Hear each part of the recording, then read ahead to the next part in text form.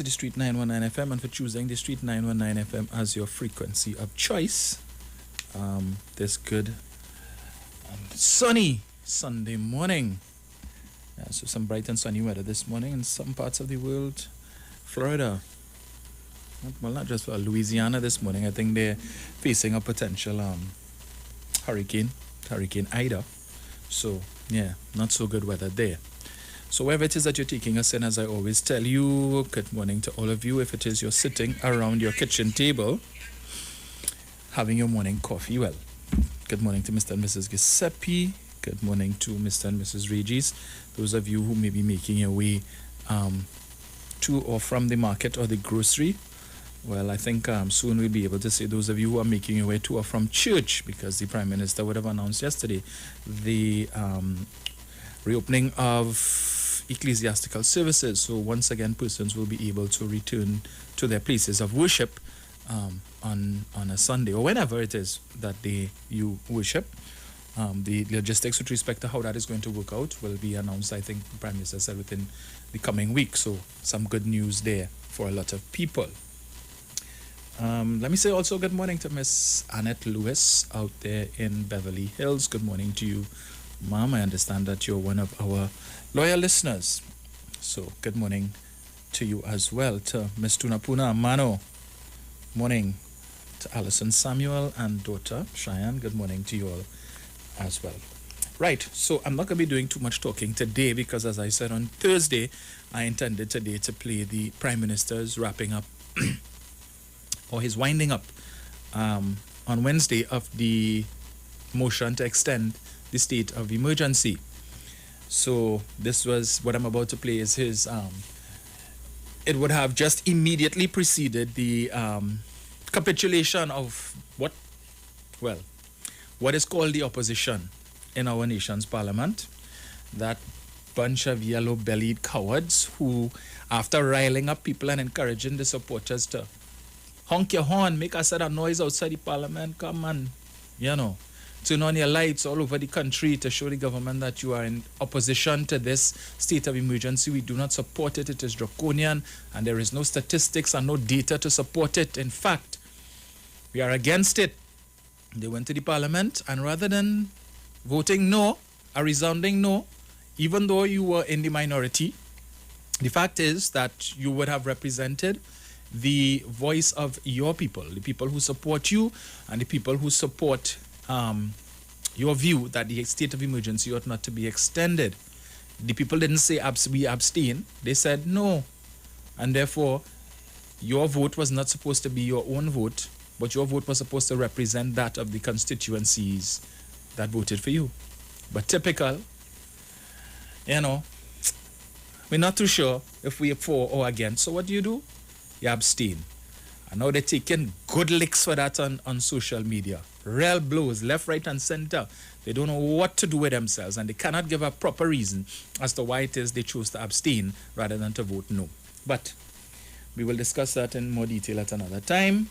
So as I said, I will play for you, because I know a lot of people would have missed it. The Prime Minister's winding up. And I felt the need to play it because I think he dealt comprehensively with Mrs. Prasad Bisesa in this winding up, and by extension, the opposition dealt with them very well. So let's listen to the Prime Minister. Madam Speaker, as I rise to conclude this debate, I must say that stranger things have happened.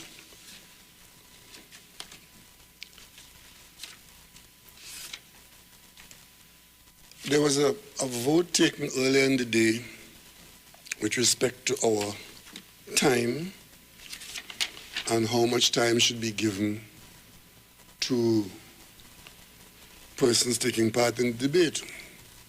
It even went to a division, Madam Speaker.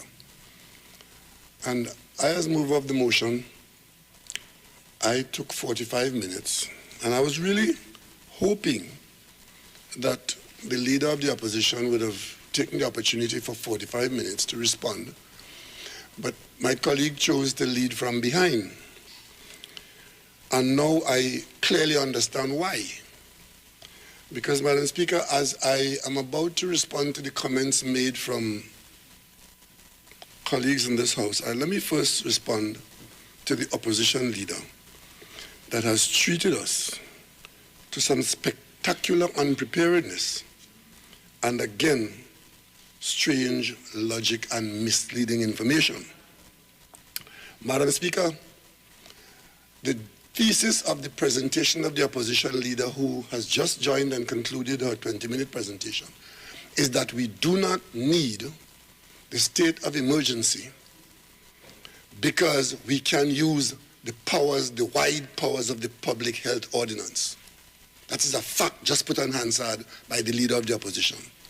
Let me remind this country in the context of that statement coming from the leader of the opposition that when we first embarked upon treating with COVID in January 2020 and going forward, using the public health ordinance, the same one that the opposition leader has just said we can use with its wide powers, our colleagues from this House and other people on the outside, led by the opposition leader, traversed the courthouse tens of occasions, challenging the government at every step of the way, including challenging us on the constitutionality of the public health ordinance.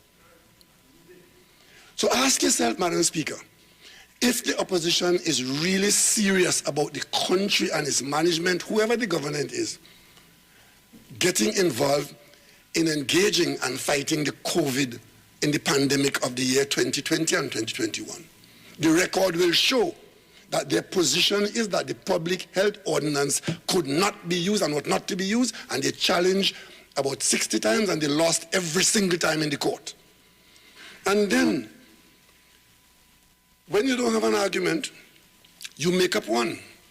Because I presume that my colleague from Superior was asleep when I spoke today, because she was present. And Madam Speaker, what I said to justify the government's position, maybe it was too simple and they were looking for something more complicated, but at least they could reference what was said. What was said was that the biggest problem we have in facilitating the virus permeating the population was by members of the population moving about, mixing, and interacting. That is what I said, Madam Speaker. And what the curfew does is ask us to stop doing some of that. Not all of it, but some of it. And we choose to do that reduction in the nighttime as against in the daytime, because in the daytime we want to be able to go to work, do normal daytime things. And in the nighttime, that's when we give up the mixing and the congregating and the socializing. That is what I said. But of course, I deliberately did not go into talking about the vaccination program because I knew the debate would then turn about vaccines, because I know how my colleagues behave on vaccines. When vaccines are not available, they demand that it be used in Trinidad and Tobago, even though we could not buy a single dose of vaccine anywhere in the world. But they were jumping up and down the country for the whole of 2020. Vaccinate the country, vaccinate the country, vaccinate the country. So I did not do that. And I said the main justification is to prevent people from socializing and congregating. So I was amazed when my colleague from Superior in a major presentation just now said, what is the state of emergency going to do? And how many persons is it going to allow you to vaccinate? No argument was made here by me, Madam Speaker, the mover of this motion. No argument was made by me about a state of emergency to vaccinate anybody. Because I knew that was the misrepresentation that was going to be paid. And even though it was not said, when she chose to go and speak at the end of the debate, my colleague from Superior had to pretend as though that is what I had said and what the government had said. Madam Speaker, I want to be clear again. We vaccinate in the daytime and we stay home and don't congregate in the nighttime. So it was quite wrong for the opposition leader to try to give the impression that this requirement for an extension is to vaccinate. Of course, we will benefit if we continue vaccinating. We have a vaccination program going on.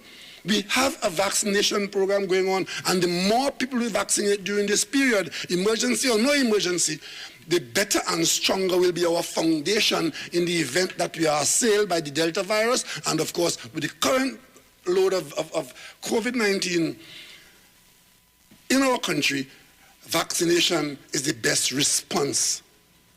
Madam Speaker, we said that over and over.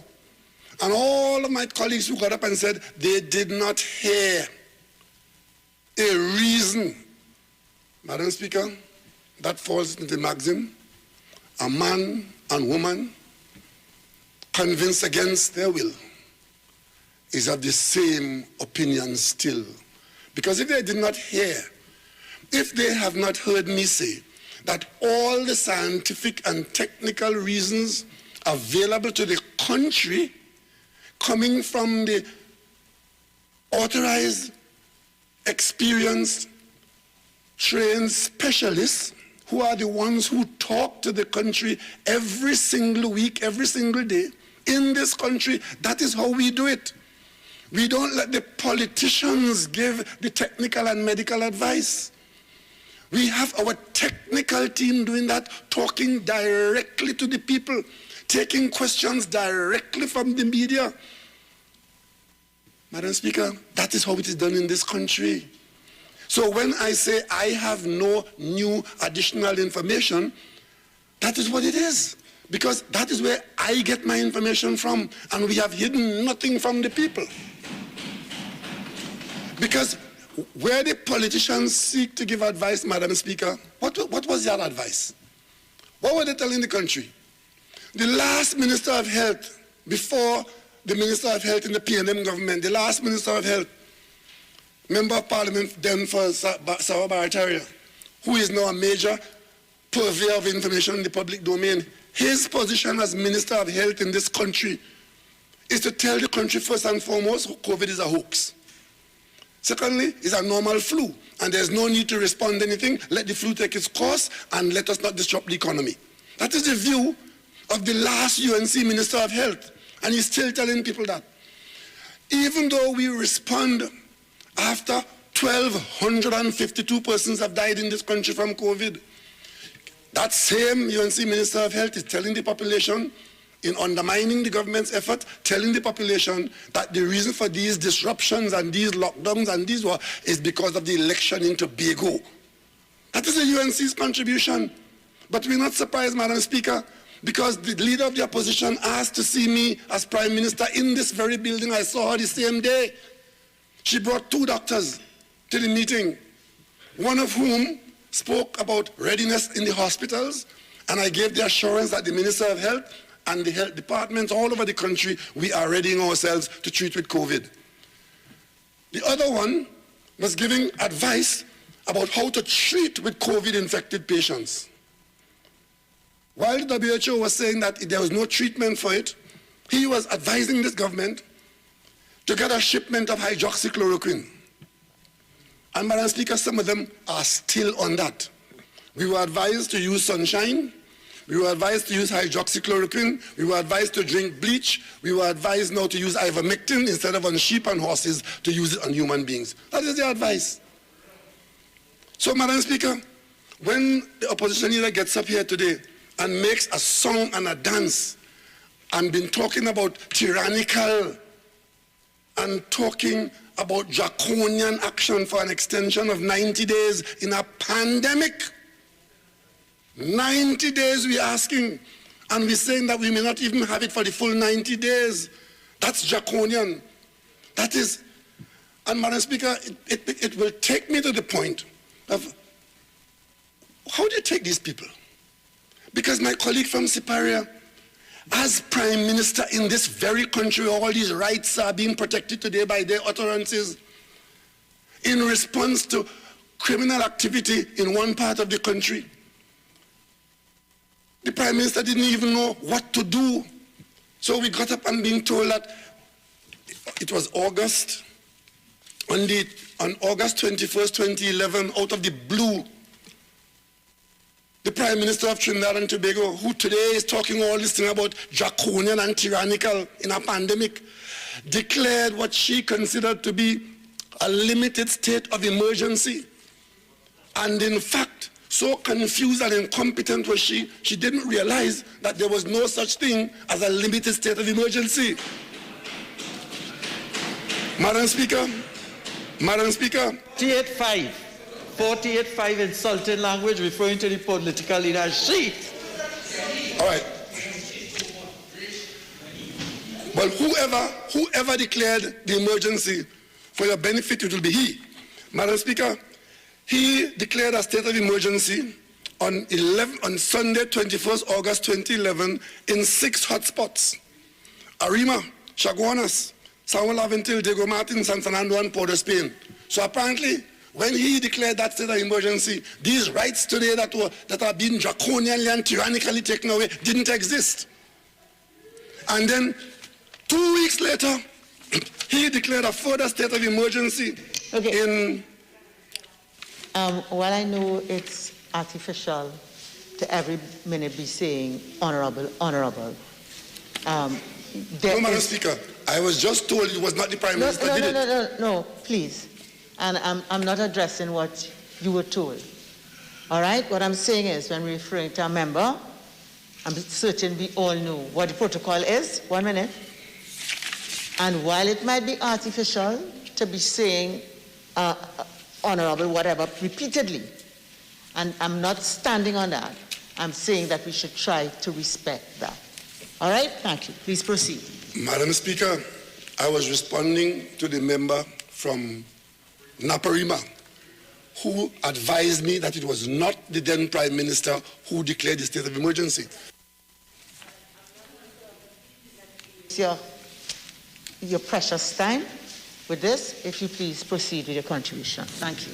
Okay, Madam Speaker, just to avoid any confusion, the state of emergency that was declared then was widened to Toko, Calibe, Sijos, Moruga, and that went on until the curfew was lifted on November 7th. From August to November, that curfew lifted. And when we thought it was going to end, there was an addition in a very curious situation where the then Prime Minister advised the country that she was under assassination threat, and they extended the state of emergency until the 5th of December. Madam Speaker, that is the person who today giving us a treatise. That is how, sitting in the office of Prime Minister, that colleague of ours from Siparia, that is how a state of emergency was used. Madam Speaker, we found out later on that there was absolutely no basis for any assassination response. And of course, it had nothing to do with suppressing gun crimes to zero, as we are being told now that the state of emergency that we have now in a pandemic must suppress the infection levels to zero. It is only because they want to oppose for opposing's sake they're making these arguments. It's only that.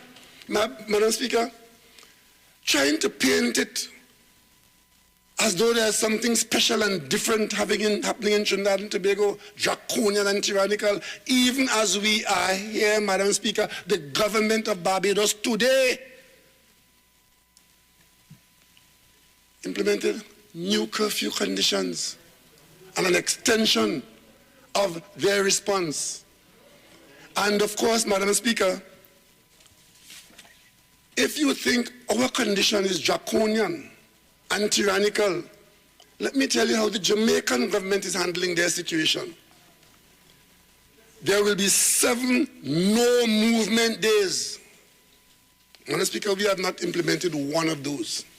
We made some adjustments in July on weekends and public holidays for the same reason, to slow down the movement and to reduce the congregation.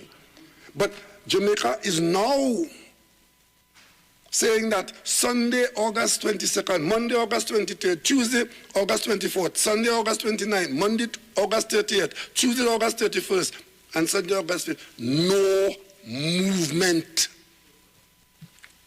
Madam Speaker, if that is, as we were told this evening, our colleague from Siparia, actions must be taken, actions which are deemed acceptable in a society that respects the norms. What would you say about the Jamaican government? Are you saying that the Jamaican government does not respect and act decently in a way where standards that they are following are beneath what is expected of a Commonwealth country? Eh? No movement with a curfew from 7 p.m. to 5 a.m. Madam Speaker, you know why they're doing that? Because they know that they have to protect their citizens, and they are prepared to do what has to be done to protect their citizens, as we are doing here in Trinidad and Tobago. That's what they're doing. Unfortunately for the government of Jamaica, there's nobody jumping up and down there accusing the government of being draconian and tyrannical. They know that COVID-19 is dangerous. It is killing people, and whatever it's doing now, it can do worse if the government doesn't intervene. And that is what, Madam Speaker, we are talking about.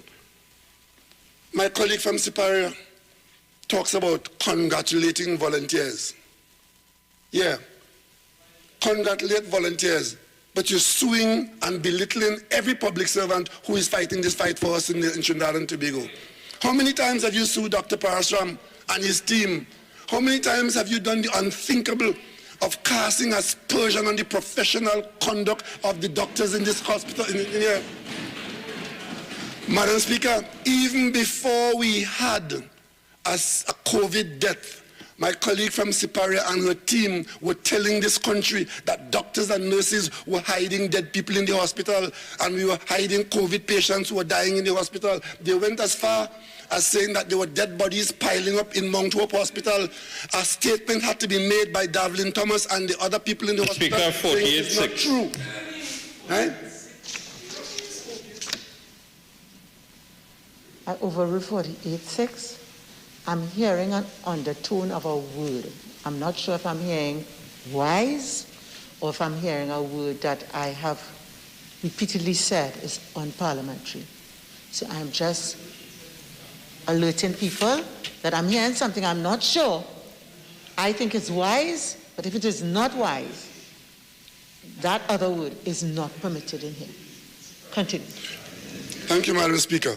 Madam Speaker, so congratulating volunteers, and let my colleagues, as uncomfortable as they are squirming in their seats now, because they now have a chance to reflect. And it appears as though they're coming to the conclusion that it was not appropriate for the leader and themselves to be attacking public servants while public servants fighting to save our lives. So I'm not surprised they're getting up to object, because they don't want me to repeat what they have done. And Madam Speaker, when the first person in this country died from COVID, they were on a roll doing that, resulting in the leader of the opposition from Siparia announcing the person's death even before the hospital was able to tell the family. The first public person who spoke about a death in COVID in this country did so with glee and gusto. Madam Speaker, 48.1, please, on relevance. What is your problem? 48.1 on relevance, please. On the relevance of my presentation, Madam Speaker, I'm saying that my colleagues are not engaged in the protection of the lives of the people of Trinidad and Tobago. They're playing politics and have played politics and continue to play politics with it. Madam Speaker, Madam Speaker, 48.1. This has nothing to do with state of emergency.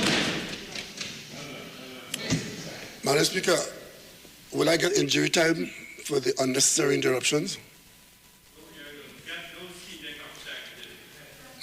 Member, Prime Minister, continue. Madam Speaker, I will continue, and I would crave your indulgence to have the injury time. Another member from the team opposite claiming that the government was saying that COVID comes out only in the night, and therefore we need a curfew in the night to prevent COVID from coming out in the night. Just in case there's anybody in Trinidad and Tobago who takes that member seriously,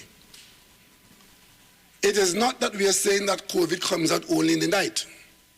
It is saying that we maximize our activities in the daytime, in the livelihoods of people, but having done that, we reduce our contact at night to reduce the exposure to the virus. That's what we're saying. Yes, I have not heard one of them say that we should not reduce our exposure and we should congregate. Not one of them have said that. You know why? Because they agree with us that the congregation and the socializing and all of that, that is what the virus would love to have. So we have to reduce, ameliorate, eliminate that. But it's not a matter of in the night. We could do it in the day too, as we had done some time before. But we want to have people go out to work so they could earn a living even while we are living with the virus, and that's why the daytime is not used for lockdown. We use the night for the lockdown and the separations. Is that too difficult for our colleagues on the other side to understand? And of course, to make it look as if there's some problem that we're imposing on the people, people are being treated like wild animals because the government is saying that wild animals roaming during the night. I ask the population to disregard the statements made by the member for Orapuch because it's unhelpful. And at this point, Madam Speaker, let me do what I'm surprised I have to do. Let me congratulate the leader of the opposition from Siparia for finally doing something useful, telling the population of parents to get their children vaccinated. It would have been so much nicer if on many more occasions, when the country is fighting COVID, that the leader of the opposition takes a leadership position for positive action in Trinidad and Tobago. It would be so much better. But every single thing we try to do, every single thing we've tried to do so far, they've opposed. Even when it doesn't make sense. Even when they have to misrepresent, like she did this evening, Madam Speaker, member for Orapuch, saying that we can have a curfew without a state of emergency, and quoting Guyanese law.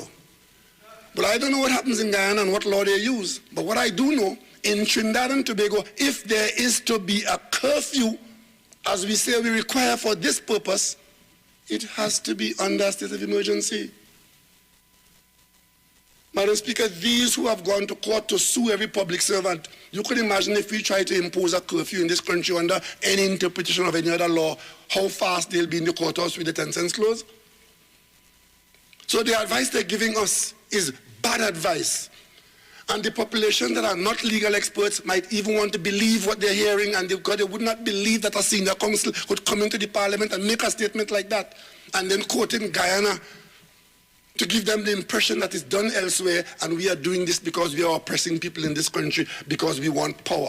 That's what they're saying all the time. What power? The only power we want is the power to fight the virus. And since you wouldn't help us, we're going to fight it, we're going to defeat it, and we're going to win it without you. Madam Speaker, they argue about freedoms. Madam Speaker, we all have our freedom. We all have entrenched rights in the Constitution that gives them freedom to do certain things. But there's one quote from a particular source that says freedom doesn't mean an absence of restraint. If there is freedom without restraint, you will then be allowed to or find yourself doing all kinds of things that even you might be ashamed of. So today we come into Parliament to protect ourselves from the virus, to do the right thing, to encourage the population to do the right thing, and you're asking people to blow horn around the Parliament. Well, they're having horn. Madam Speaker, you would think they would have got enough. Yeah? They're coming out and they make noise outside the Parliament. To what avail? To give the impression that in the Parliament something tyrannical and draconian and dictatorial is going on. All that is going on in this Parliament, Madam Speaker, is that there's a government that has assumed the responsibility for the decision-making and the leadership of the people of Trinidad and Tobago in the pandemic of the 21st century. The record will show that. The record will show that. And Madam Speaker, even as we're grappling with the virus, giving you all the information, you know their names, you know their rank, the only thing we're not giving you is the names of patients and their private health records. That's the only thing you don't get in Trinidad and Tobago.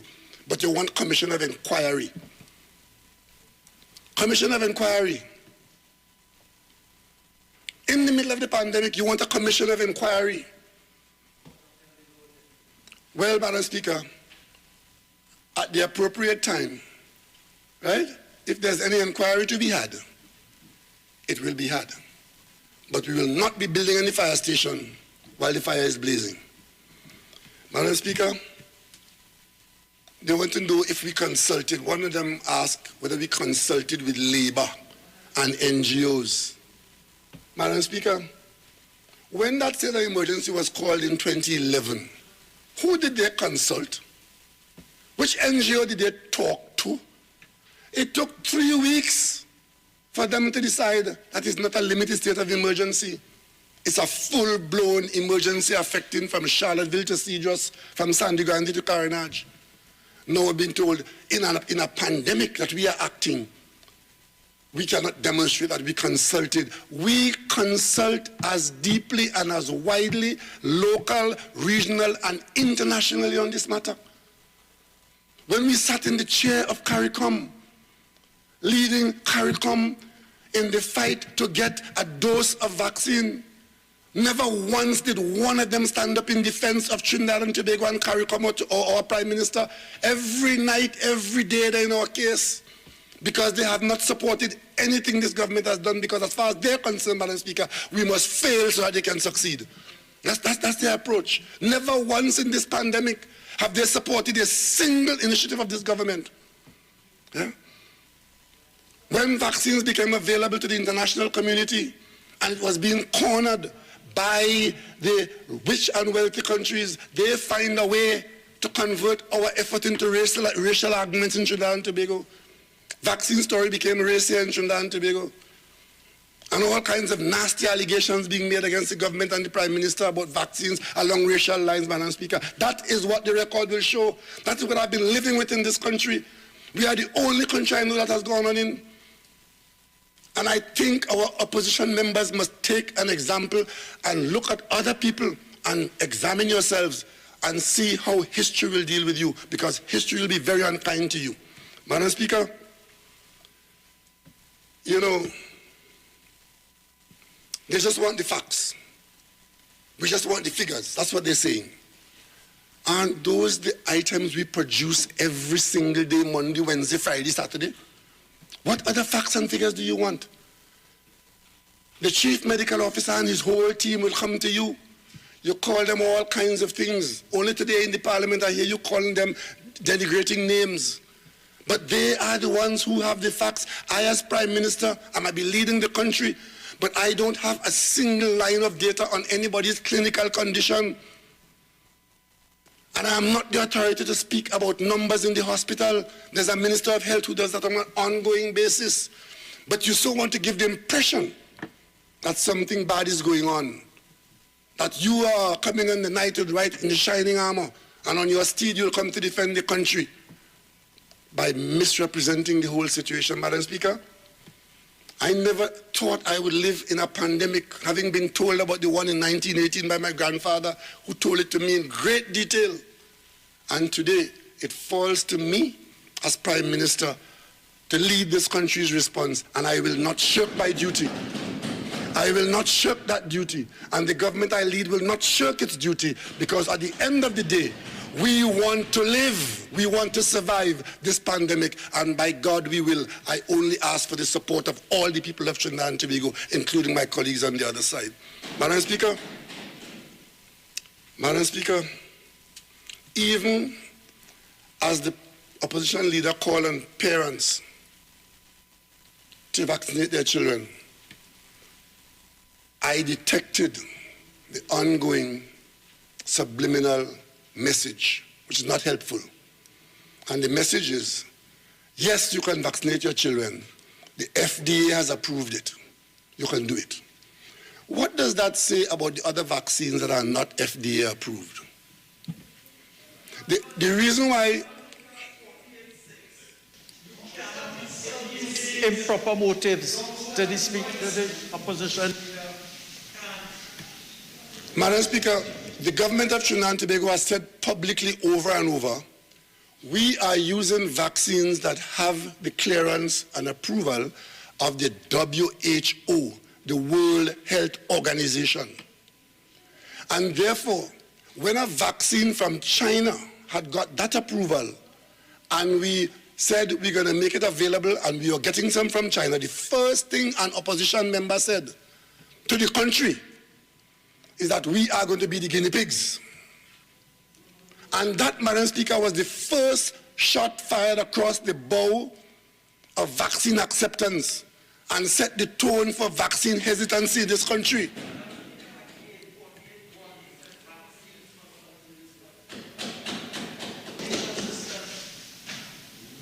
Member, I'm sure you don't mean that to me. I'm certain. And if you do, then you could exercise your option. I'm certain you don't mean that.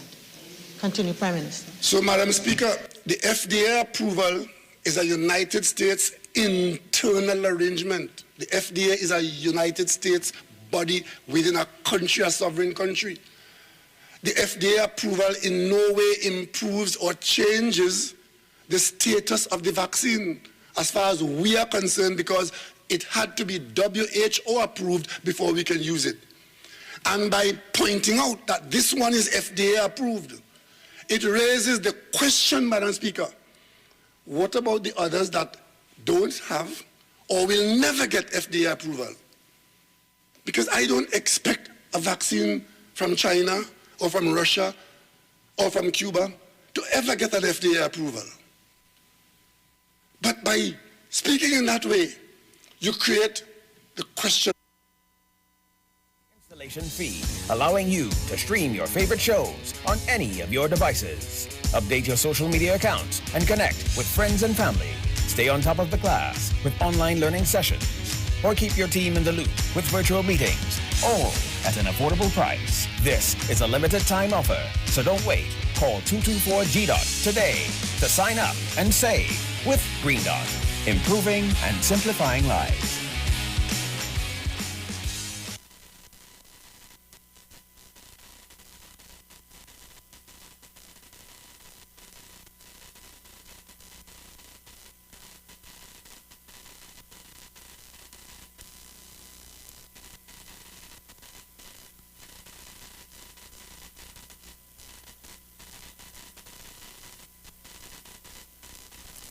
If you believe in unity, if you believe in the power of soca music, I want you to sing this with me. Say, la la la la la la la la la la la la la la la.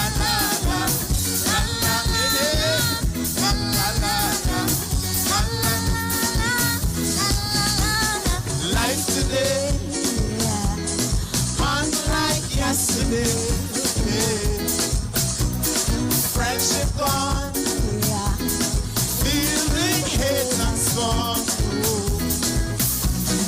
Never living like stranger with never.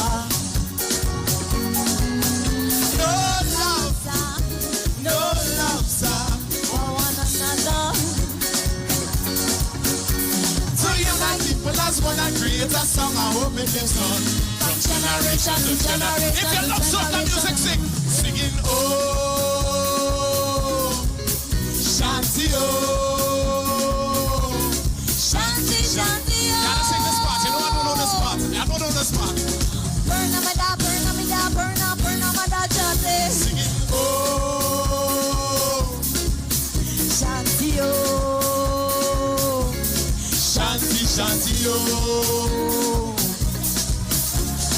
Burn up my da, burn up my da, burn up my da, say what she ate oh. Shanti oh, Shanti, Shanti oh, Shanti, Shanti. La la la la la la la la la la. All you need to sing in Queen's Hall now. Sing. The people at home. I'll bring you back later, darling. Thank you. I find people like they forget how to get on for carnival, boy. Oh, let me dance and we see something. Hey. The people know what to. Oh my God. I'm gonna leave you. I'm gonna leave you. I'm gonna leave you. Oh, hey, hey, I think I will invite people in a while. Audrey, where you get that sugar? Darling, there is nothing sweeter. You make me scream, you make me bawl, you make me feel like 10 feet tall. Start to sing, sugar, boom, sugar.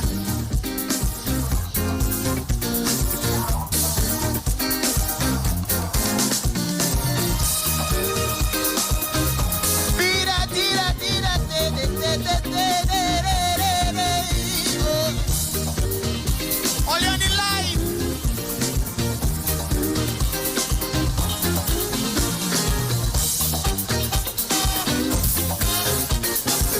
Now I'm gonna give you my version of Sugar Boom Boom, right? Audrey, I am very sad. This year I can't get no loving. Up on the line is where you have to line. If you have to whine, I can jam you in real life. I'm Mr. Sugar Boom, Sugar Boom Boom. A Sugar Boom, Sugar Boom Boom. A Sugar Boom, Sugar Boom Boom. I want to sing this with me. Say, give me the boom boom, Audrey. Say, give me the. Say, give me the. Say, give me the.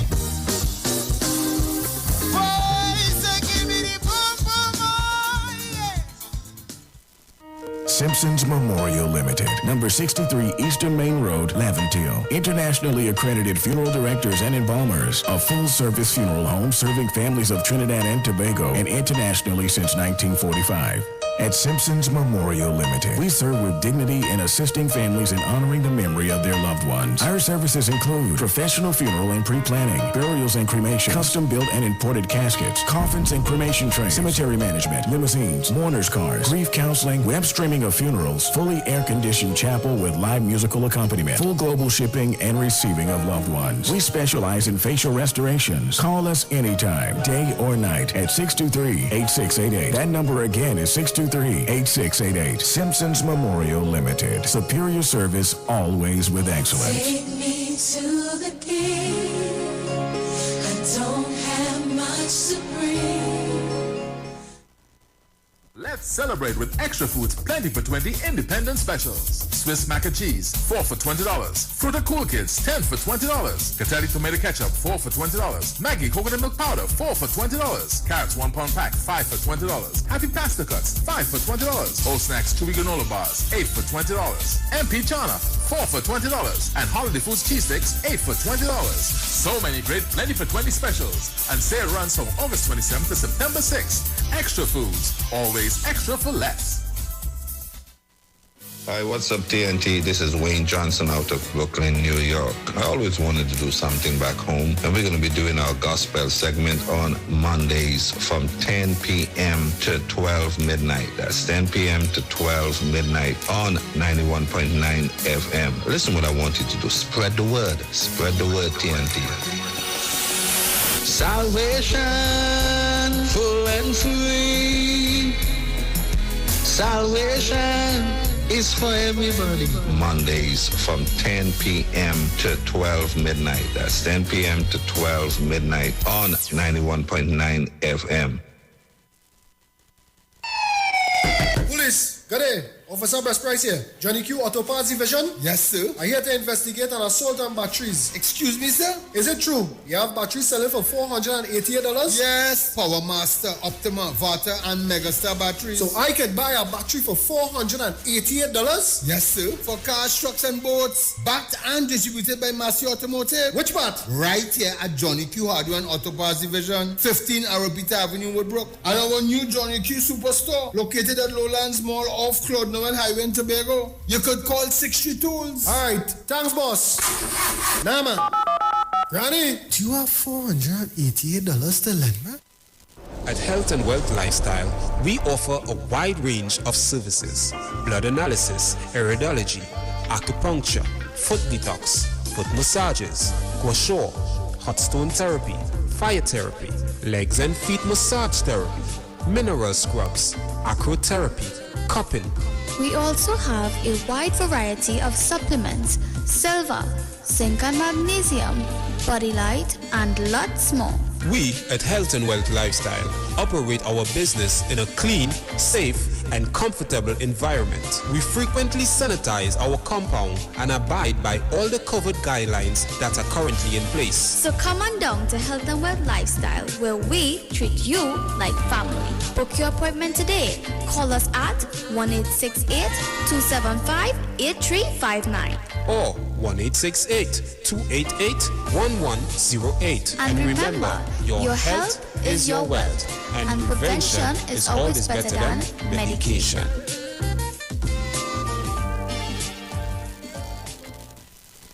Share the live. Share the live. The Street 919 FM on Facebook and Instagram. Share the live. Iowa George on Instagram. Share the live. Iowa TV and Street TV on YouTube. Share the live. The Street 919 FM. Talk about the others.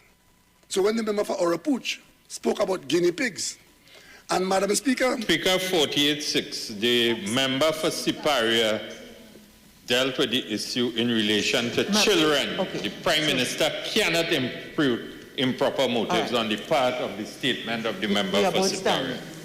And I want to say, Whip, that you know the standing orders very well, and I'm sure there's another standing order that might be available for what you want to do.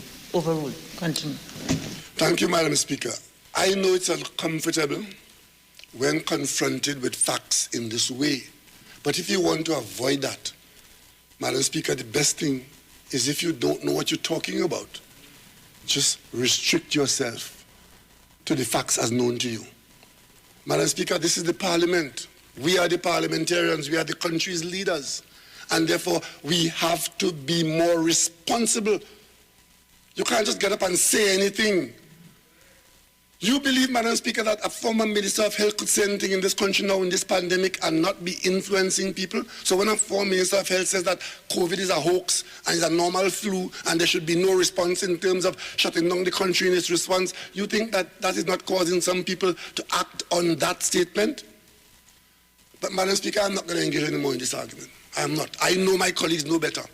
I know my colleague from Sipara is a senior counsel, and I know that she knows that we cannot use a curfew in this country without a state of emergency. I know that she knows that.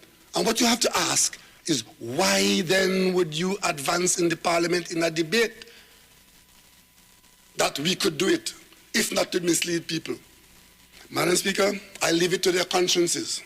But what I do say, to end, is that those who wrote our Constitution did a fantastic job giving the government enough authority to act in defense of the people of Trinidad and Tobago. Had they not done so in their wisdom and write into our Constitution that this state of emergency could have been extended by the government using its own majority, today the opposition would not have voted for this measure, and this country could not have used a state of emergency to have a curfew to protect itself in a pandemic, and that would have been a tragedy indeed. So, Madam Speaker, I thank those who wrote the Constitution, and I want to encourage my colleagues on the other side to examine, take a close look at themselves, and get away from this position that the country has to fail so that you could succeed, and badmouthing the country left, right, and center. Everything you look at, this one collapse, that collapse, this collapse, that collapse.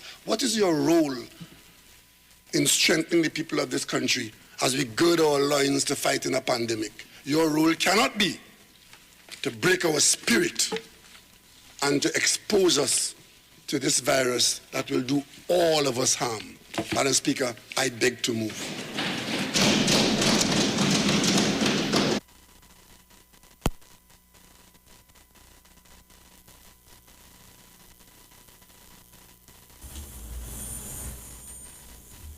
And that is why he's Prime Minister and Kamala is not. So that was the words of the Honorable Prime Minister as he wrapped up the debate on the motion to extend the state of emergency last Wednesday. As I said before, just before the UNC would have capitulated after they rile up and chain up people to protest, whether it would be to turn on your lights or to honk your horn and make a certain noise around the parliament all over the country, right? To engage in that. They're not supporting and went into the parliament and abstained. And now they have their supporters and the activists and their mouthpieces like headless chickens all over the place, trying to convince you and me, the right-thinking citizens of this country, that to abstain and to vote no is the same thing because they have a minority in terms of the numbers and the outcome would have been the same. All right, well, let's stay there and believe that foolishness. So here what?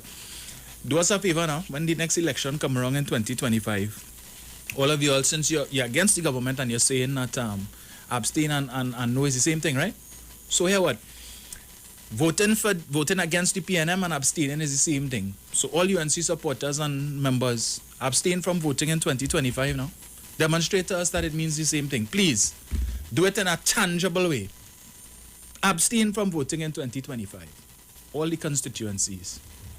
And then you'll prove it to us. 3420081 4665391. Just a reminder, folks, that all vaccination sites are open today so that you can go out. Those of you who are minded so to do, you can go out and get your vaccines.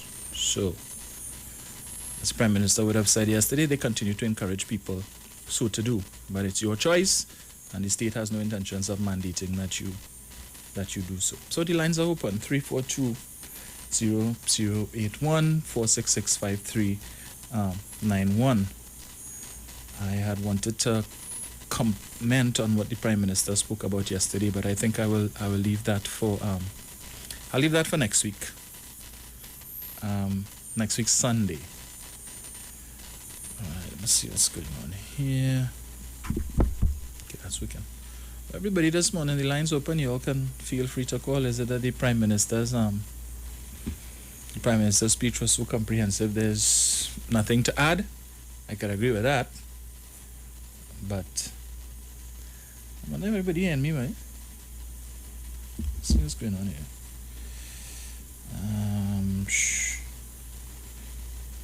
Okay. So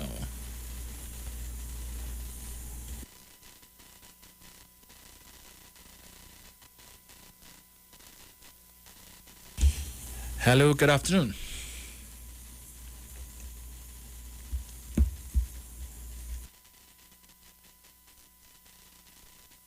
Hello, good afternoon.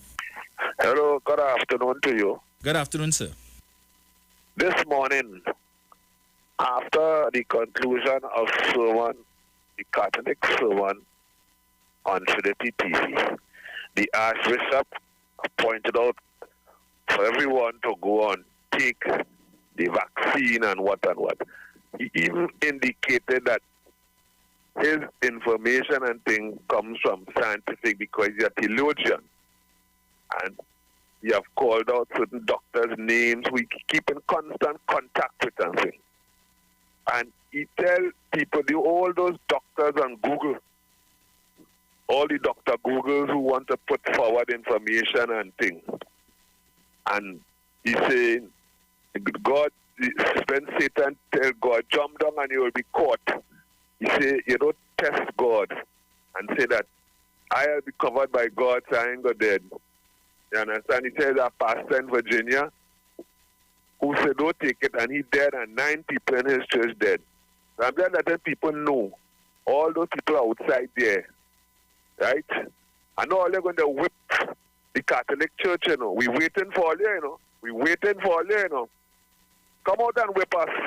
But I'm telling you, take the vaccine. Take the vaccine. Thank you very much, sir. Yes, indeed. Right. Yes, so folks, the lines are open, 3420081 4665391. Where everybody this morning? Zena, where is Gemma and others? Well, while we wait, I guess I could touch on yesterday, where the Prime Minister would have would have given his piece yesterday with respect to the reopening of schools. You know, while that was going on, I'm looking at the comments on Facebook under I was looking at it on CNC3 on Facebook. And boy, they were going after it, bashing the Prime Minister left, right, and center. Yeah, madman, he's this, he's that, the other, and the next. But I am surprised that during the question and answer section, where a reporter would have asked the Prime Minister a question in seeking to clarify the statement made by the Prime Minister as to what is going to happen on September the 6th and what is going to happen on October the 1st. So the Prime Minister made the point. He repeated the point. He clarified the point.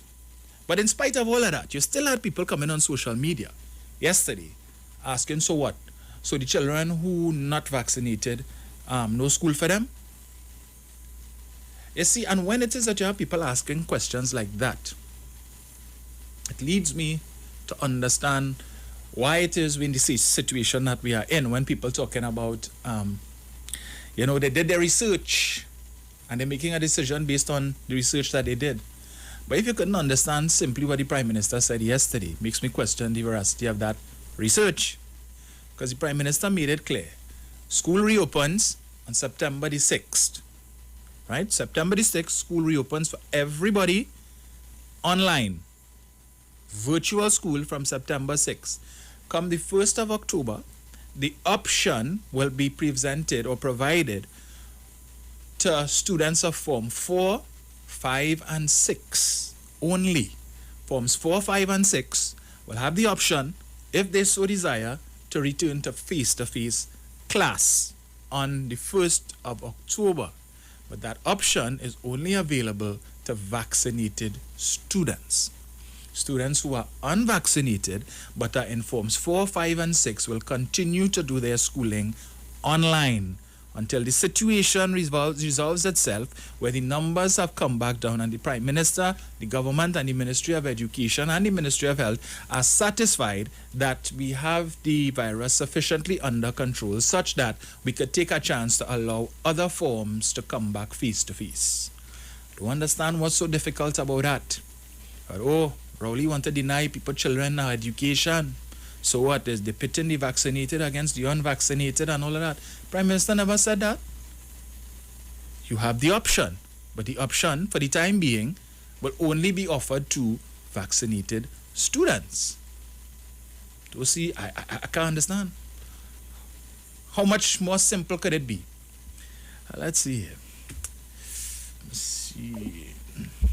Okay, seems like we missed that one. 3420081. 4665391. Okay. Come on, what's going on with this phone line today? Alright, I don't know what's happening there, caller on WhatsApp. You could probably try calling us directly. Because I'm answering, but I don't know what's happening. Hello, good afternoon. Blessed afternoon to you, Dominic. Greetings. In the name of God. Indeed. These people were never ever about country. I repeat it myself here. Never ever. They drawing taxpayers' money under false pretense, my brother. Because you have a big bright man like Redman that come to the parliament and let the public know they will oppose every legislation that the PNM bring to the parliament. Mm-hmm. So what you expect from these people who jackassing the thing, my brother? I locked on as usual. Great is the PNM and will always prevail. Always. They never care about this big children, so they could jump and say what they want. But before I bring the radio into this report, I gone. They stink with themselves.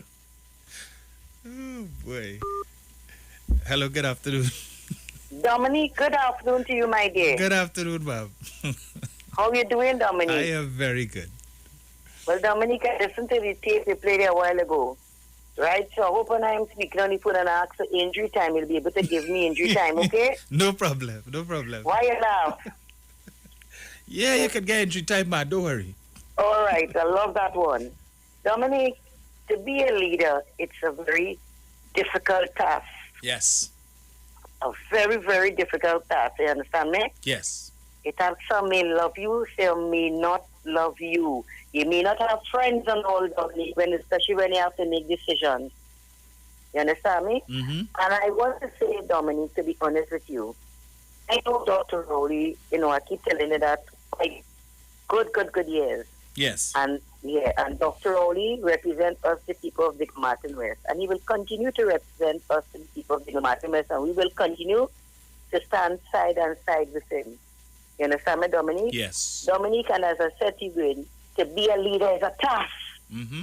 You understand me? A lot of people may not like the things that Dr. Rowley, and his cabinet colleagues want to do for the people of Trinidad and Tobago. Right?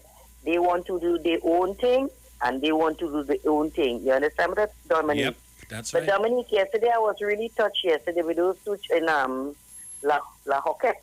Where there was a murder and two young persons, got shot also in that, drama. Yes. Dominique, I keep saying again, where is the love? Honestly, where is the love? You understand? Two children, you understand? I hope they're feeling much better, Dominique. You understand me? Yeah. Dominique, I don't know what to say. Dominique, I also saw two a gentleman speaking about counterfeit $100 bill. Mm-hmm. Right? I don't know if you pick up on that yet. Yeah. I saw Mr. Hines commented on it. Right. Yes.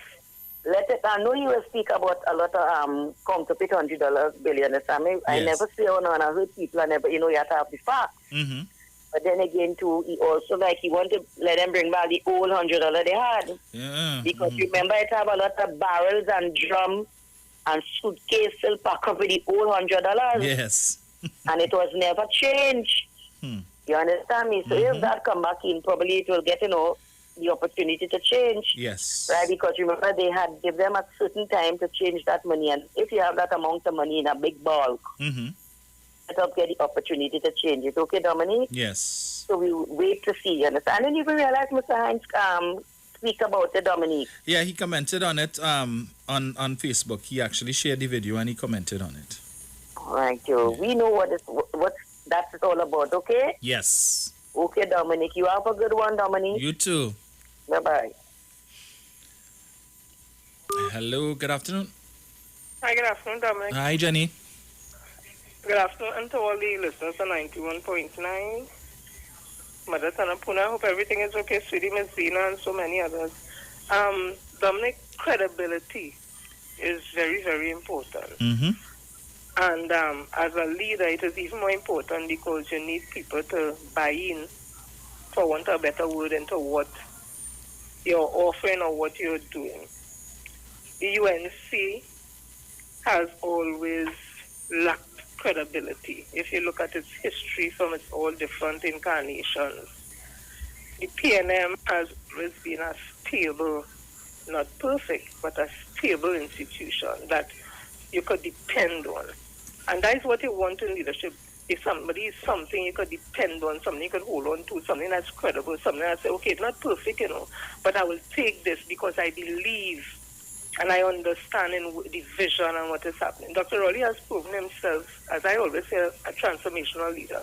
And you see that by the way his ministers, in the vision they also have. When you look at what MP Foster Cummins is doing, when you look at down where Member of Parliament, I think it's Clarence Rambarat, when you look at Mr. Hines, when you look at my Member of Parliament, Mr. Stuart Young, and so many others, Miss Regis and Miss Penny and all the others, there is a level of discipline. There's a level of performance. Sometimes in a quiet way, sometimes you wish that they will come out more and think. But PNM has never been a party where they like to boast and say, well, I'll give you this and give you that. Because to them, I think it's simply that is their job, role, and function. And people should expect that that is what they would do. So having said all that, I am not concerned sometimes with the behavior of the UNC because I always say you must understand your enemy and you must know yourself. And by enemy, I mean anything that is opposed or against you. If you understand your enemy and yourself, you'll never be surprised by anything they do.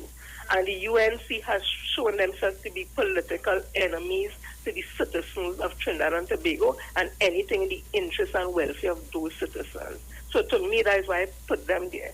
I also like to use the term no apology for speaking the truth. We must not be afraid to speak the truth because the truth do set you free. And the truth sometimes hurts, but it has to be said without people getting offended. And we need to be mature. We're going to celebrate independence next week, Tuesday. We are growing another year in maturity, and with that, the conversation must step up to the plate. We are not like those other developed societies that's 200 years of independence, so that we're still young. So we have a lot of teaching and a lot of work to do. However, Dr. Rowley, to me, is the Prime Minister for this time to lead us out of this situation with this global pandemic that we are having. I always think of it in terms of him being a scientist, and I don't think some people are saying like you don't believe in God. Being a scientist doesn't mean that you don't believe in God. What you do, you look at empirical evidence, and with that you're able to make informed decision. You look at the data and all that. So I am confident that Dr. Rowley will do what is in the interest and welfare. When he put his hand on that Bible with all his other ministers, they will do what is in the best interest of the citizens of this country to keep us safe. And we too must do our part. It's not just about them alone. It's a partnership. They do their part, we do ours. And anytime there's a fall along between the two, it must be recognized and must be fixed. So if we're not doing our part, we must be told that. So we tell each other that. If the government not doing their part, we must let them know. We must have a level of respect. And as I end, Dominic, I want to say, every time people with cars pass in front of the PSA building, please honk your horn and blink your lights, letting Watson Troop know that he is not welcome, he's not fit for office in no institution in this country, whether it's PHA, whether it's PSA, whatever. Let him know that honk your horn, show your disgust, a man who is before the courts on rape and sexual assault, because all over the world that you like to emulate, people who have sexual harassment allegation have stepped down. And I just, before I go, I want to ask the Begonians, do you think if Watson Troop is in PHA, that any world leader, any Caribbean leader in the world will sit down with him in a meeting to have a conversation? They will not, because they will understand the implication of sitting with a man who is before the court on 1 count of rape and 4 counts of sexual assault. So how will anything run? Dominic, thank you for the opportunity and do reach home safely. Bye. Thank you, Jenny. Thank you. Hello, good afternoon. Good afternoon, Dominic. Hi, how are you going? How are you all? I am good. Right. Now, concerning the Prime Minister's speech on Saturday, concerning with the schools, why should he alone or the government take all responsibility for all the children to return to school at a certain date, and the parents are not taking any interest in that? When they're ready, they would want to blame him, whereas he's advising them what they should do to help themselves and to guide their own children. Now, the children who will be vaccinated will be able to go out to interact with each other. And common sense will tell a parent, if my child is not vaccinated, this child is likely to carry or to contract the virus somewhere along going to school to impart to the other children. That they can't understand. And the point is, where would they get teachers to teach children online when normally one teacher is teaching a certain class in each school? Where would they get 2 teachers one for online and 1 for school? So when they go, if for some reason it cannot manage virtual, I hope they don't blame the Prime Minister, because that is not the way schools are supposed to run. That was offered during the initial stage to assist the children and to help to combat the virus. And it's more than time now for everybody to join and to say, well, okay, this virus, let us prevent it. And if they can't do it, let them don't blame the government. Let them blame themselves. what happened to the children and the family is their fault and not the government fault. So they don't wait to blame somebody. There's nobody here to blame more than ourselves. Okay then, bye. Thank you. Okay then.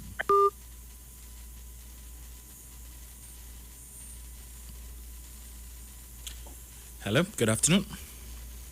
Pleasant good afternoon to you, Dominic. Greetings, Brian. Pleasant good afternoon to all listeners and callers of 91.9. Good afternoon to you, Miss Felix.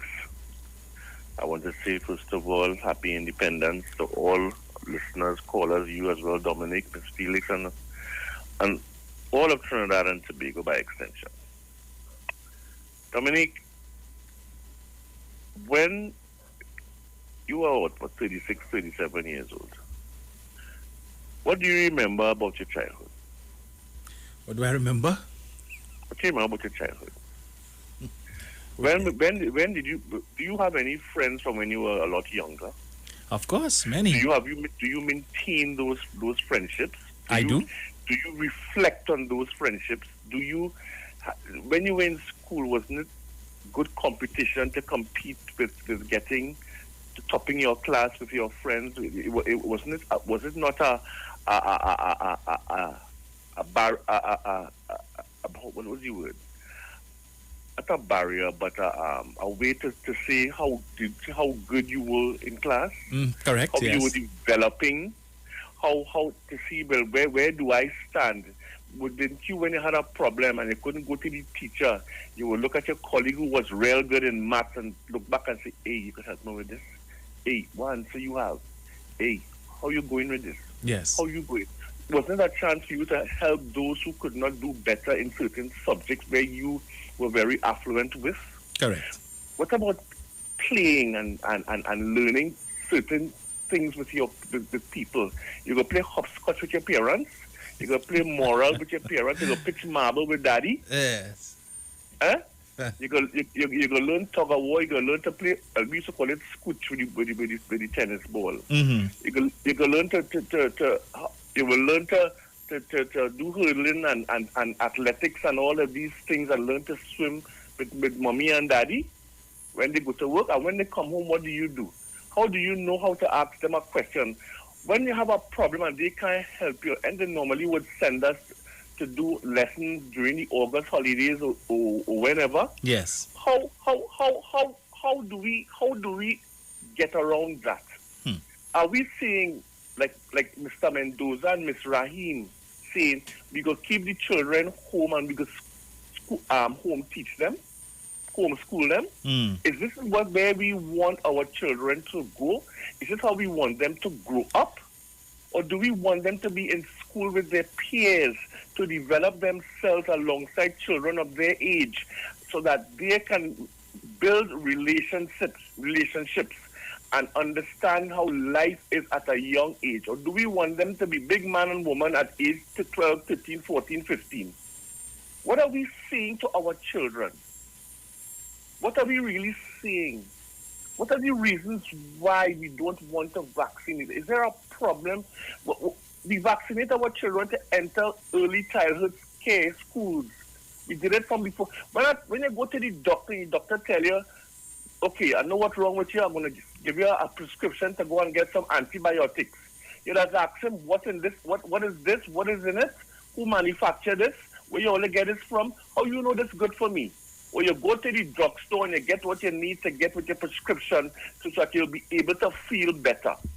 Where are we going with all of these things? Is it good for Trinidad and Tobago? The opposition is asking questions that they themselves cannot answer correctly. They're throwing anything at the people so that they could keep the government and the people separated and have this separation of relationships. And our children are going to suffer for it. The people are going to suffer. Do we really want our children not to be in school with their peers? You can't be complaining last year that you have nobody to take care of the children while you go to work. And this year you're saying, let them stay home and we go homeschool them. We can't. What is we really saying, Dominic? what are we really, really saying to our children? You want them to grow up with me? So I have to spend the rest of my life homeschooling these children because all of a sudden I am the best teacher for them? I know what it is will help. I could assist them in any difficulties that they may have. Suppose they're afraid to ask me a question, Dominic, that they will not be afraid to ask with their peers or their teacher. Suppose they want an alternative way to answer the question. How are we going to give that to them? Dominic, something is wrong. And something has to be done. And if the Prime Minister does whatever it is he does in order to get these children back into schools, I have absolutely no. And it's coming, Dominic. Yes. We just don't want to say it, But all of us know, all of us. But you know what we're doing? We're not going to say it. You know why? Because we want a reason to say, to abstain, which is the new no. I'm going to put it that way. You understand? That is the new no now, to abstain. Yes. Right? And that is the problem we have in this country. Because who the fooling? Abstention means you neither for nor against. But in their eyes, they are telling their people, or trying to tell the country, abstention means no. Because you can't be saying all the reasons why you don't want a state of emergency today, when all of last year when things were not as bad, you wanted a state of emergency. But today, you don't want a state of emergency. Dominic, we have to be careful. Our children, the generations to come, they are supposed to be the new leaders, Dominic. They are the ones to carry us in our old age. We cannot destroy them, Dominic. We have to protect them. And the Prime Minister must step up and do what is right, and I'm confident that he will do what is necessary to protect our children. And I will be very sorry for those who cannot come to school and to be with their peers and to learn the way when we were younger, and make the friends when we were younger and the way we were taught. I thank you very much and have a good day, and you be safe. Thank you, sir.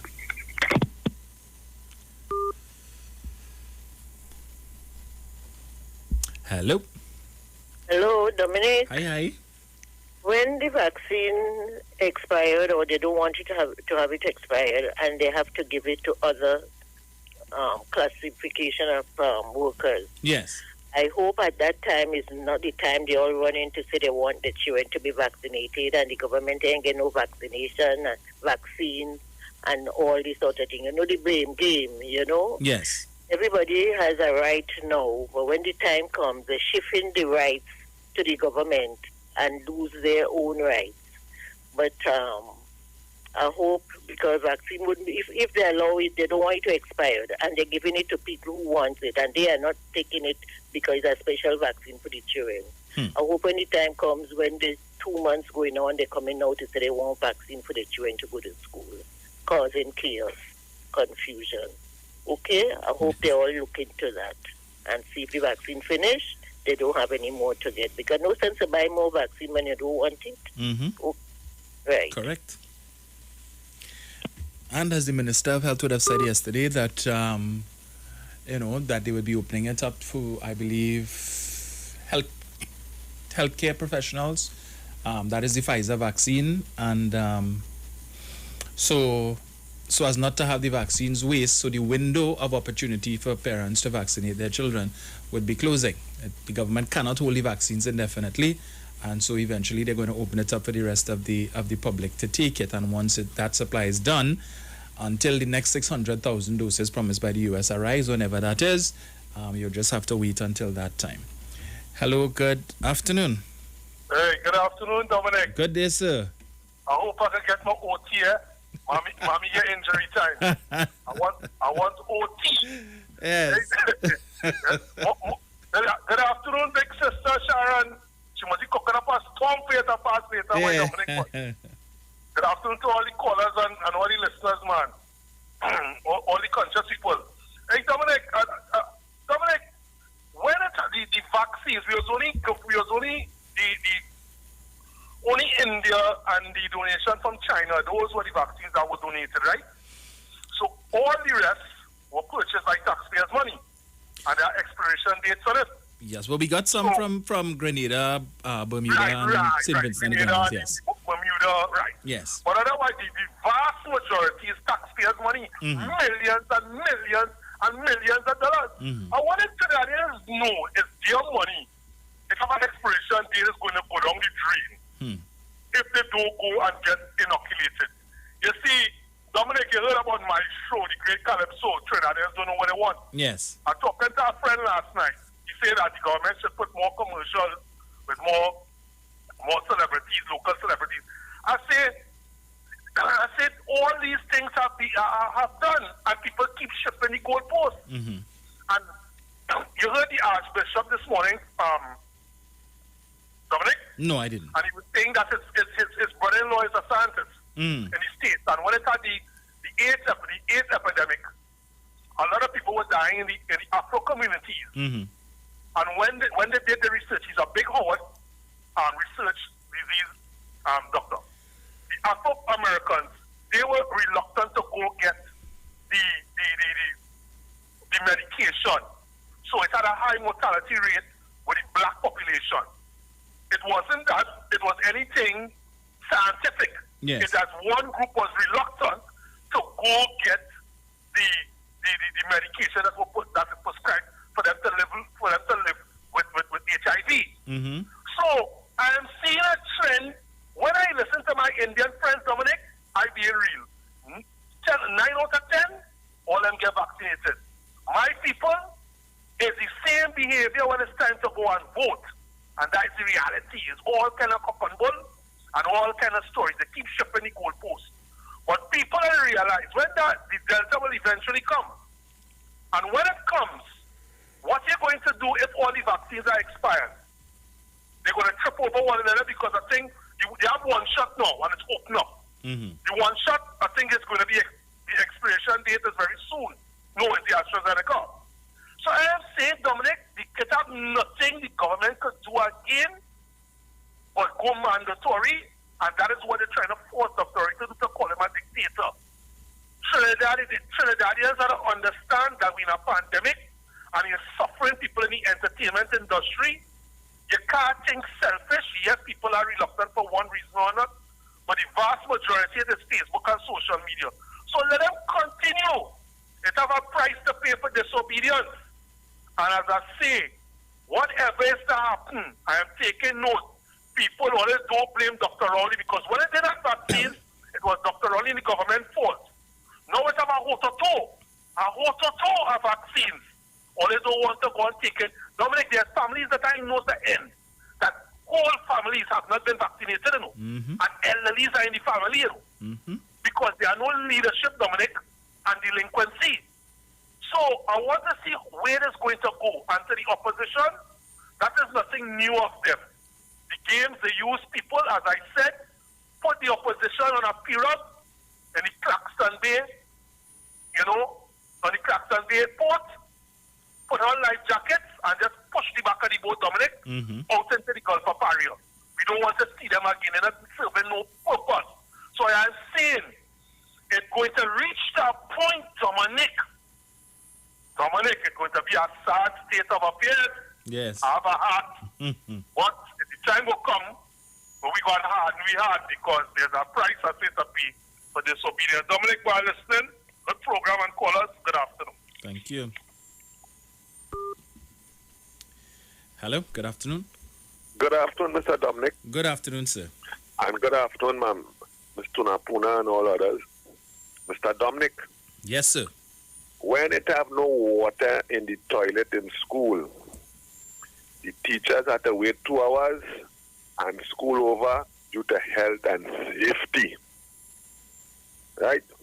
Now, when you flip it on the other coin now, health and safety, to take the vaccine, to come into the school and teach people children, no, I ain't doing that. Right? But you're home, you're getting pay. After I think you're getting your increment after a year. right? Because I do your staff report and things, so you get any increment, your pay going up.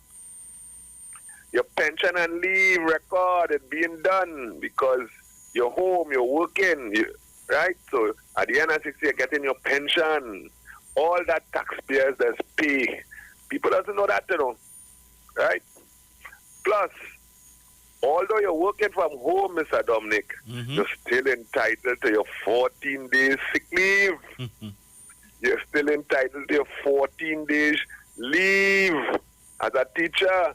So you could always say, I'm working from home today and sending a 3 days sick leave or 2 days sick leave or 1 day sick leave. You have it nice, right? You're gone to Tobago and you send a sick leave. Who paying for that? Taxpayers just pay for that. The Ministry of Education had to find the money to pay for that. You understand? Under the vote called salary and wages. Right? And people doesn't know the abuse that these people carrying on with.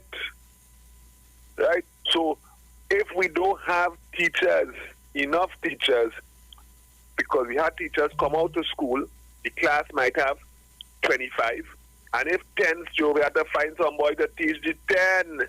We have to find money to hire teachers, substitute teachers. We have to find money all now to put aside for that. You understand? You have to find some money from some vote and swing it across. Right? People doesn't understand all this abuse that people doing. Right? Let it continue. We're going down in the pirogue. It's going down. It's sinking. Because people selfish. They're very, very selfish. They care about themselves alone. And I am saying to you, honk your horn for school to start. Honk your horn when they start to attack the Archbishop and the Anglican bishop and thing. Honk your horn. We ain't taking that because we have to find money. Money we have to find. Up to now, nobody's salary ain't get cut yet, People home and all kind of thing. You're getting pay, Mr. Dominic. You push the card, Friday was pay, And when you push the card, money fly out at you, You understand? Yes. And you want that job letter, you take the thing and you get job letter online. But you don't want to go to work, you're getting all these things. Enjoy it. Enjoy it. The best will come to an end. Thank you, sir. Let's see. Hello, good afternoon. Dominic? Yes, sir. Good afternoon. Greetings. Dominic, according to one of the callers, they could put Dr. Rowley in that boat with all of them and send him with all of them too. I will leave it there. Thank you, Mr. Leaven. Hello, good afternoon. Hello, good afternoon. Good afternoon. Oh, yes. You know what I want to say? I want to say the UNC got their wish. One of the wishes is if it's sensible, when the PNM win the election, you know what happened? They carried the People's National Movement to court, and it took a whole year for the government to catch itself. When they come and win again, they come and have recount and all kind of thing. How much it take? About a month or two? So it's already function. And now the went, I used to listen to them on that station, and it was using some propaganda and saying that it have no corona, and Dr. Rowley stifling the country, and don't wear no mask, and all these things. If you really switch and listen to them and listen to some of the supporters on the ground, they were busy spreading propaganda. And the people relaxed and they got caught up. And you know what I just see what my people are telling them? I tell a guy, I said, do not listen to the UNC.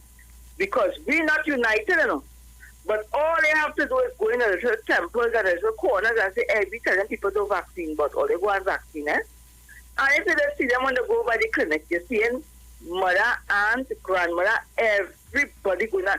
They're carrying a whole carload and more. 3-4 cars behind each other. They're going and vaccine. They're carrying the whole family. Not as some people using religious leaders and also spread propaganda. You understand? They did it already with HIV. Once in a whole talk. Don't do that. Don't use that. How much people of African descent die?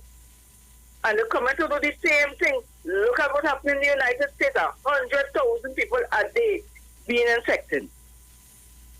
A lady lost her 2 sons in 12 hours' time. That's the kind of story you want to tell in Trinidad and Tobago. I know somebody lost 4 members of the family right here. And we're not talking black or whatnot. It's an East Indian family. It's affecting everybody in Trinidad and Tobago. And Mrs. Kamala Post Office has already hit us a little hypocrisy, eh? Children go and get your vaccine. I'm sure Monday morning she's going to say something different. I am sure Monday morning is something, the Monday night forum is something different. Plenty people are here, religious leaders. They listen, you know, even have vaccines for animals, even my dog will get vaccine. That is how a lot of animals is not rabies. So again, they must get a vaccine to protect your animal. They cannot carry animal and no plane and all these things and they're not vaccinated in another country. It's the same thing here. Why you don't want to protect yourself? I took the vaccine, nothing wrong with me. And the children is get vaccine and is getting a little fever and things for days and so on. That's natural. Why you don't go and read? Then you only waiting till somebody pop up a video, pop, to show you nonsense. I applaud the SOE. To me, if I was in government, I might have been more stricter, to be honest. All the business people studying is money. This time we're supposed to be studying to survive. You cannot be studying greed. If you make $10 million, nobody ain't going to say you want to make more. But in that time, you could be contented. The SOE is a good thing. It should have been called a long time ago. Trinidadians still not listening. They're holding parties. They're doing everything that is wrong. And every day you're seeing numbers going up. These people who are dying are human beings. They have family. They have a lot of loved ones. We have to be able to listen. It's not about politics. I tell a guy that this thing, fight is our fight. Dr. Rowley said it, and I'll say before I leave, we are all in this together. I don't know why the UNC from the beginning of time didn't cooperate with the government. Why? I'm out, Mr. Dominic. Thank you. Hello, good afternoon. Dominic. Yes, ma'am. I want to say something to you. You just come on here on a Sunday morning, 11 o'clock, am I right? Correct. Right. You just have, just a little time with us. Some of your callers just really overdo it. It have other people want to make contribution and they just continue. And it's the same thing over and over and over and over and over and repeating it. You all have a little regards now. Dominic just come out here on a Sunday with us and spend a little time. Oh, goodness, man. It's sickening. Dominic, I had a friend call me on Friday. And this is her. She said to me, so what's wrong with you? She called me to tell me her sister passed away in England. And her sister is 88. You know what she passed away with, Dominic? What's that? COVID. Yes, and don't go no way. And you know who brought it home for her? Her children and grandchildren. You hear what I'm telling you about, Dominic? Yes. And listen to me, they're so stupid too. They say they're not taking no vaccine. They're not taking, you understand? They're not taking no jab. You understand me? And you see what happened now? She's no longer here with us anymore. You understand me? Mm-hmm. Because of, being stupid. You understand? But anyhow, Dominic, you have a good one, have a good weekend, and a productive week ahead. Reach home safe. Thank you. Hello, good afternoon. Hey, Dominic, good afternoon, sir. Hi, good afternoon. Good afternoon. I listen to you on your radio, and before the lady talk, this one was talking before long, and the guy come out and talk about the teachers and shoot. Yes. I can tell you from experience. These teachers home, and they're collecting a salita one right now, she billing she house. By now she plays. And she is a UNC. She have a flag in she yard. And she billing she house. So you want to tell me that? All them talking about don't go back to school and don't do this. Them living in a. Them sorry nobody else and I talking facts. I living in here when I seen it for myself. Understand? I can put up send pictures to all and show you, but I want to do the woman that. Yes. You understand? I seen that for myself here. They're building their house and they're complaining and there's UNC. And the government and this and the government and doing that, but they're making the money. How they get any money? And is the government paying them? And Correct, the yes. money paying them? Yes. They're supposed to come out and support the children in school. Where they can pay for them to stay home and build your house? Which part in the world that happening, boy? Yeah. So Trinidad, right? Trinidad is the only place in the... I just always say that, sir. And my people might get wrong for me saying that.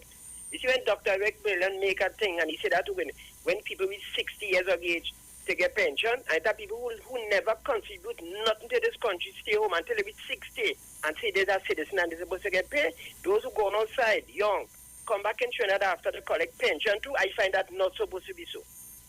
This is my point of view. You work your hard all the days of your life, you contribute your life to Trinidad, help Trinidad. Why you have to somebody else never do nothing, them collect because why they're a citizen? I find that part that Dr. William did, he should have a claw in that. That is my point of view. I could be wrong, right? Yes. Okay, man. Okay, bye. Oh, boy. Right, so I see the countdown is on. So unfortunately, we can't take any more calls at this time. But you can join us again in the morning. Sharon and Bruce will be up with Titans of Democracy. And, of course, I will be back on Tuesday morning. God willing. Tuesday is a holiday. I get up early. All right, no problem. That's not an issue. We'll make it happen. I wonder, boy, if I can address that on Tuesday, or I'll probably leave it until next week Sunday. Probably have, all right, call, I have 1 minute. Hello, good afternoon. Dominic? Yes, sir. Yeah, good afternoon to you. Let me ask you this, right? Are we living in a state of denial, right? What is the reason why? What you tell me this, right? You're a pretty bright fella. What do you think is the reason why a lot of people have not shown up in their large number to take the vaccine? What do you think is the reason why? Tell me. Yeah, well, lots of reasons. Yeah, the propaganda over right. there. And identify for us some of the reasons why. What's the reason why?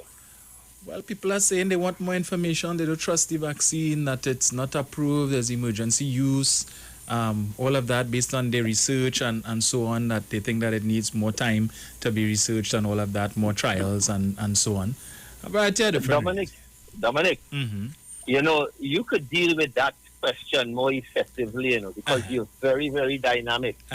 You're kind of lukewarm with the representation. Why the people and they have not shown up for the vaccine. Come on now, man. Get a little warmer than that now. You're very dynamic. What is the reason why? Make it quick, call. I have 30 seconds before the ads. Let me finish this up, right? Yes. The reason why many persons have not shown up for the vaccine. I'm all for the vaccine, whatever it is. But it's quite clear. We think different. That is why you have some UNC that vote and have the vote for another party. But the reason why many people have not shown up is because there are a bunch of questions. They have heard about things such as population decontrol, conversation that